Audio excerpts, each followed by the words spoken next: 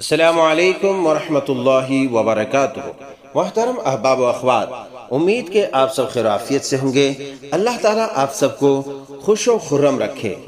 آج ہم ذکر کر رہے ہیں ایک ایسی عظیم المرتبت ہستی، میزبان رسول، جن کے نصیب میں رسول مقبول، حبیب کبریا، سید العرب والعجم، سرور کونین، نور مجسم، خیر البشر، جناب محمد رسول اللہ صلی اللہ علیہ وسلم کی دعائے تبریک آئی، جن کی زبان مبارک سے سرور کونین جناب محمد رسول اللہ صلی اللہ علیہ وسلم کی مدح سرائی ہوئی۔ وہ سعادت مند خاتون، جس خاتون کی ہم سیرت بیان کرنے لگے ہیں، زمانہ جاہلیت میں وہ گمنام تھی۔ وہ ایک دیہاتی خاتون تھی، ان کی شہرت ان کے خیمے یا خاندان تک محدود تھی۔ کسی شاعر نے کیا خوب کہا، وَإِذَا سَخَّرَ الْإِلَٰهُ أُنَاسًا لِسَعِيدٍ فَإِنَّهُمْ سُعْدَاءٌ۔ جب معبود حقیقی لوگوں کو کسی سعادت مند کے لیے مسخر کر دیتا ہے تو وہ لوگ بھی سعادت مند بن جاتے ہیں۔ اس خاتون پر اس وقت برکت کی برسات برسی جب نبی کریم صلی اللہ علیہ وسلم مدینہ منورہ کی طرف ہجرت کے موقع پر دوران سفر بطور مہمان ٹھہرے تھے۔ اس خاتون کے لیے سعادت کے اسباب لکھ دیے گئے اور یہ تمام صحابہ اکرام علیہم الرضوان میں مشہور و معروف بن گئی۔ تو آپ کو لگ رہا ہوگا یا آپ اندازہ کر رہے ہوں گے وہ عظیم الشان، عظیم المرتبت، وہ قسمت کی دھنی خاتون کون ہے؟ تو آئیے ہم اس قسمت کے دھنی خاتون سے آپ کو روشناس کراتے ہیں۔ یہ وہ عظیم المرتبت خاتون، خاتون جنت، سیدہ ام معبد خزائیہ ہے۔ ان کا نام عاتقہ بنت خالد بن منقذ تھا۔ یہ جیش بن خالد الخزائی الکعبی کی ہمشیرہ تھی۔ ام معبد الخزائیہ سے مروی حدیث کے وہی راوی ہیں۔ رسول اللہ صلی اللہ علیہ وسلم ام معبد کے ہاں فروکش ہوئے، جس سے تمام خواتین میں ان کی شہرت کو چار چاند لگ گئے۔ یہ جود و کرم سے آراستہ ہونے کے ساتھ ساتھ بڑی فصیح و بلیغ اور قادر الکلام خاتون تھی۔ رسول اکرم صلی اللہ علیہ وسلم کے اوصاف حمیدہ جس خوبصورت انداز میں انہوں نے بیان کیے، وہ تاریخ کے اعتبار سے قابل تعریف اور دلکش و دل پذیر ہیں۔ ساتھ بابرکت کے وہ تابناک لمحات، جس لمحے میں سرور کونین، مستجاب الدعوات، سید المرسلین جناب محمد رسول اللہ صلی اللہ علیہ وسلم نے ام معبد الخزائیہ کے لیے یہ برکت کی دعا کی تھی، اللہم بارک لہا فی شاتہا، اللہ ان کی بکری میں برکت عطا کر دے۔ اللہ اکبر! یہ کتنی عظیم رسول مقبول جناب محمد رسول اللہ صلی اللہ علیہ وسلم کی دعائے تبریک ہے۔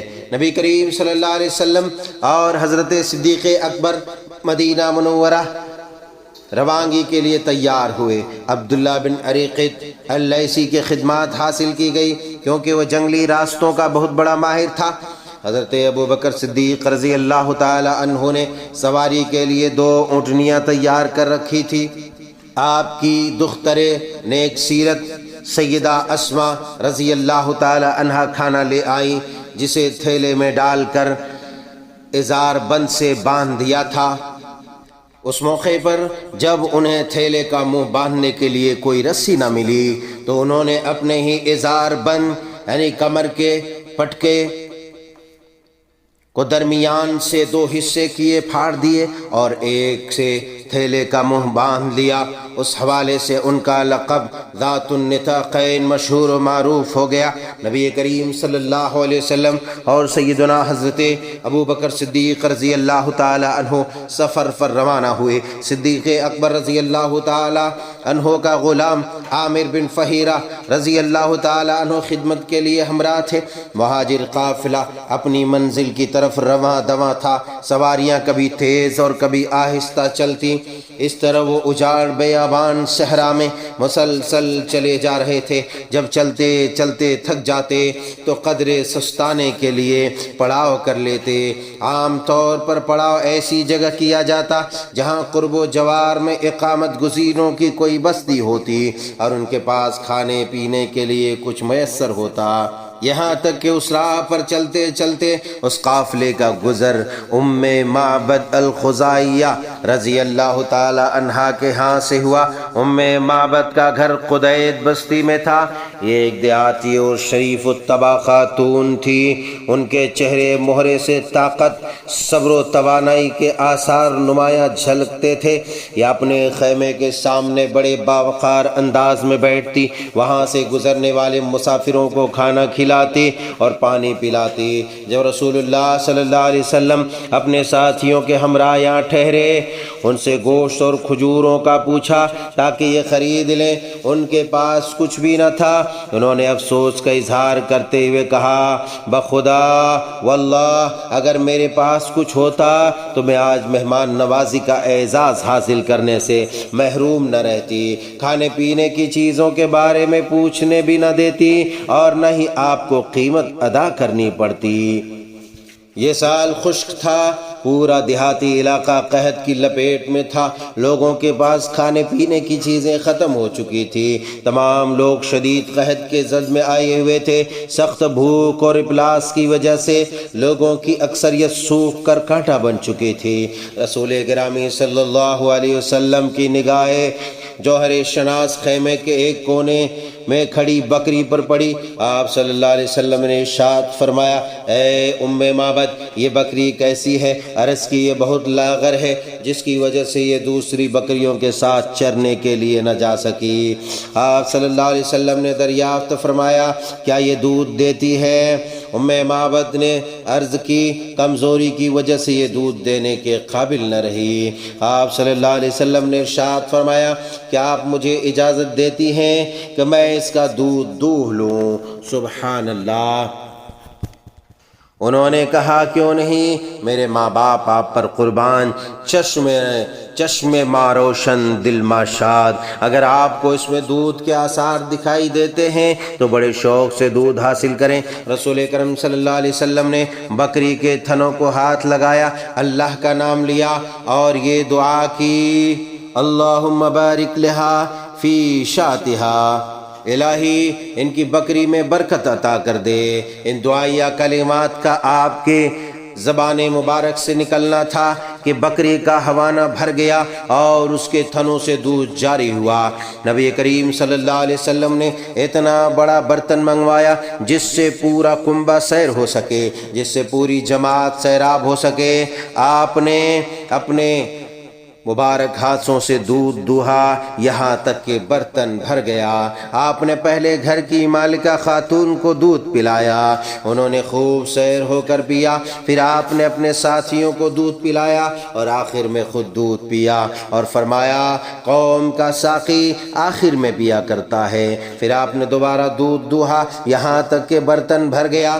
آپ نے وہ دودھ ام معبد کے پاس چھوڑا اور آپ وہاں سے روانہ ہو گئے۔ نبی کریم صلی اللہ علیہ وسلم نے ام معبد کے حق میں برکت کی دعا کی، جس سے ان کے بھاگ جاگ اٹھے، ان کی قسمت میں 4 چاند لگ گیا۔ علامہ بوصیری نے اپنی حمزیہ قصیدے میں اس واقعے کی طرف اشارہ کرتے ہوئے یہ شعر کہا ہے، درت الشاۃ حین مرت علیہا فلہا ثروۃ بہا ونماء۔ جب قافلہ ام معبد کے پاس سے گزرا تو بکری دودھ سے مالا مال ہو گئی اور وہ بکری ان کے لیے دولت اور فراوانی کا باعث بن گئی۔ علامہ سبکی نے اپنی تائیدیہ تائتا قصیدے میں اس واقعے کی طرف اشارہ کرتے ہوئے یہ شعر لکھا: مسحت علی شاۃ لدی ام معبد بجہد فألفتها ادر حلوبتی۔ آپ صلی اللہ علیہ وسلم نے ام معبد کی بکری کو بڑی چاہت اور کوشش سے تھپکی دی تو وافر مقدار میں دودھ دینے والی بن گئی۔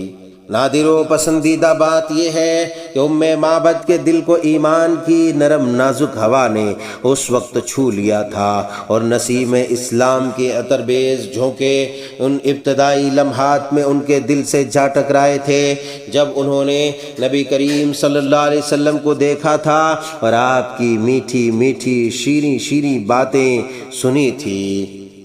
سبحان اللہ، کیوں نہ ہوتا کہ آپ کے خد و خال، آپ کی ساخت اور آپ کی بناوٹ، آپ کا حسن و جمال، شیریں گفتار، فصاحت و بلاغت سے لبریز کلام جو لوگوں کے دل میں اتر جاتا، دیکھتے ہی آپ سے لوگ مرعوب ہو جاتے، آپ کے حسن کے گرویدہ ہو جاتے، تو بھلا ام معبد کیوں نہ ہوتی۔ قریش کے چند جوان ام معبد کے پاس سے گزرے، انہوں نے رسول اللہ صلی اللہ علیہ وسلم کے بارے میں دریافت کیا، وہ آپ کی تلاش میں سرگرداں تھے۔ انہوں نے خطرے کو بھانپتے ہوئے ان کے سامنے لا علمی کا اظہار کرتے ہوئے کہا: تم مجھ سے ایک ایسی بات پوچھتے ہو جس کے بارے میں نے اس سے پہلے سنا ہی نہیں۔ اللہ اکبر، بھلا میں کیا جانوں؟ کس قدر فصاحت و بلاغت سے لبریز یہ جواب تھا، جب جانوں ہی نہیں تو تمہیں کیا بتاؤں۔ سبحان اللہ، سلام ہے ام معبد کے اوپر، اللہ کروڑہاں کروڑ رحمتیں نازل فرمائے۔ اس طرح انہوں نے قریشی نوجوان کا رخ پھیر کر انہیں رسول اللہ صلی اللہ علیہ وسلم سے دور رہنے کی تدبیر کی۔ یہ انداز اس کی ذہانت و فطانت اور قادر الکلامی پر دلالت کرتا ہے۔ اللہ اکبر۔ ام معبد فصاحت و بلاغت کے پیکر تھے۔ حسن و جمال کے اوصاف و محاسن کو جب شمار کیا جائے گا تو کلام کا حسن ان پر بازی لے جائے گا۔ اس لیے حسن و جمال کے معنی کا پر تو صرف جسم ہوتا ہے، جبکہ کلام کا حسن روح اور دل سے کشید ہوتا ہے۔ فصاحت و بلاغت کے اعتبار سے ام معبد مشہور و معروف ہوئی کیونکہ اسلوب گفتگو، جادو، اثر اور ایسا دل نشیں و دل پذیر ہوتا تھا کہ سننے والے کے دل کو اپنی گرفت میں لے لیتا تھا۔ انہوں نے اپنے حسن بیان سے ایسی شہرت پائی کہ کبھی بھلائی نہ جائے سکے، اور خاص طور پر جس انداز سے انہوں نے نبی کریم صلی اللہ علیہ وسلم کے اوصاف بیان کیے، ان کی تو مثال نہیں ملتی۔ بہت سے لوگوں نے رسول اقدس صلی اللہ علیہ وسلم کے اوصاف بیان کیے، آپ کے شمائل کا تذکرہ بڑی فصاحت و بلاغت سے کیا، لیکن ام معبد کی فصاحت و بلاغت کے معیار کو کوئی نہ پہنچ سکا۔